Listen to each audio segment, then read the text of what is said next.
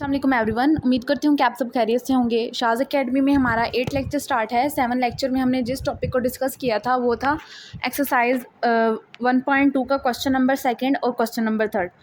Question number second और question number third में basically हमने क्या सीखा था कि अगर हमें कोई मैट्रिक्स गिवन हो तो हम किस तरह से आइडेंटिफाई करेंगे कि ये कौन सा मैट्रिक्स है।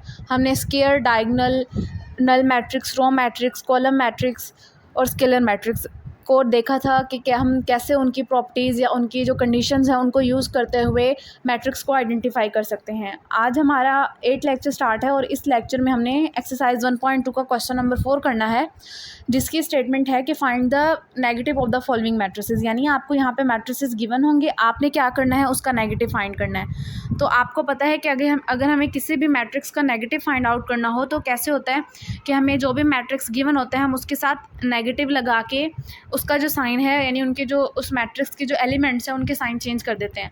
तो अब हम इस मैट्रिक्स को देखते हैं और इसका नेगेटिव फाइंड आउट करने की कोशिश करते हैं। ये देखिए यहाँ पे आपको एक मैट्रिक्स गिवन है ए, हमने क्या करना है, हमने इसका नेगेटिव फाइंड आउट करना है। तो सबसे पहले क्या करेंगे, हम यहाँ पे नेगेटिव ए लगाएंगे, यानी जो मैट्रिक्स है ए उसको नेगेटिव से मल्टीपल करेंगे। अब देखिए यहाँ पे जो इसका मैट्रिक्स है इसके साथ भी क्या लगेगा, नेगेटिव। यहाँ पे आपका 1, यहाँ पे आपका 0 आएगा और यहाँ पे आपका -1 आएगा। अब नेक्स्ट क्या होगा कि आपका जो ये नेगेटिव है, यानी ये जो आपको नेगेटिव नज़र आ रहा है, ये क्या होगा, ये बारी बारी इन 3 एलिमेंट्स है, यानी ये जो आपको 3 एलिमेंट्स दिखाए जा रहे हैं मैट्रिक्स में, इनसे मल्टीपल होगा। अब हम नेक्स्ट इसको मल्टीपल करवा के देखते हैं कि हमारा आंसर क्या आता है। ये देखें, ये जो आपका नेगेटिव है ये जब आपका 1 से मल्टीपल होगा तो क्या आ जाएगा, आपका आ जाएगा -1। जब नेगेटिव 0 से मल्टीपल होगा तो 0 आ जाएगा, और जब नेगेटिव आपका -1 से मल्टीपल होगा तो बेसिकली ये कुछ इस तरह से लिखा जाएगा। आगे देखते हैं, ये यहाँ पे आपका नेगेटिव ए वैसे का वैसे ही आ जाएगा। ये देखिए यहाँ पे आपका क्या आ जाएगा, यहाँ पे आपका आ जाएगा नेगेटिव ए।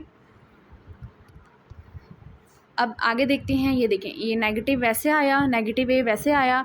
अब आपका आएगा यहाँ पे -1, यहाँ पे आपका 0 आएगा, और जब आपका ये नेगेटिव इस नेगेटिव से मल्टीपल होगा, क्योंकि हमें पता है कि जब नेगेटिव और नेगेटिव एक दूसरे के साथ मल्टीपल होते हैं तो वो क्या हो जाते हैं, पॉजिटिव। तो यहाँ पे आपका क्या आ जाएगा, +1।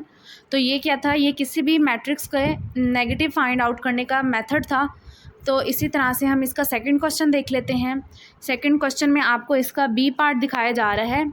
आपको बताया गया है कि जो आपका मैट्रिक्स है बी वो कुछ इस तरह से है। B is equal to, matrix है आपका 3, -1, 2 एंड 2। ये आपका मैट्रिक्स है।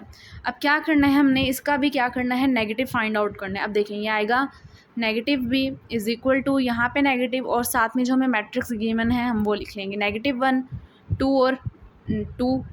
अब नेक्स्ट क्या करना है, नेक्स्ट हम मूव करते हैं। सॉरी, ये जो यहाँ पे ये जो 2 है, यहाँ पे ना 1 था, मैंने गलती से यहाँ पे 2 लिख दिया था, यहाँ पे आपका 1 है।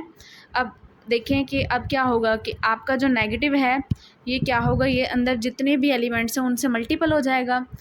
अब आपका जो ये नेगेटिव है जब ये 3 से मल्टीपल होगा, तो क्या आ जाएगा, -3।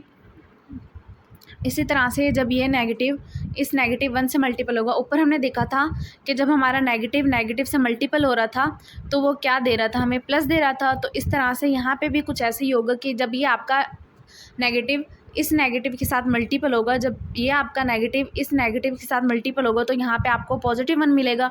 इसी तरह से जब ये नेगेटिव इस 2 के साथ मल्टीपल होगा तो यहाँ पे आपको -2, और जब आपका ये नेगेटिव इस 1 से मल्टीपल होगा तो आपको -1 मिलेगा।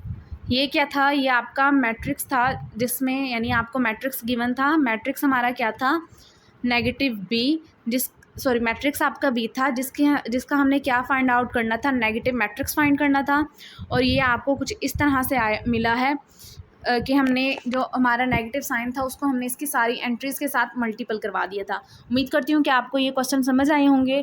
अब हमारा नेक्स्ट क्वेश्चन जो रह गया है वो क्वेश्चन नंबर 5 और क्वेश्चन नंबर 6 है, जिसको इंशाल्लाह हम कल 9 लेक्चर में डिस्कस करेंगे।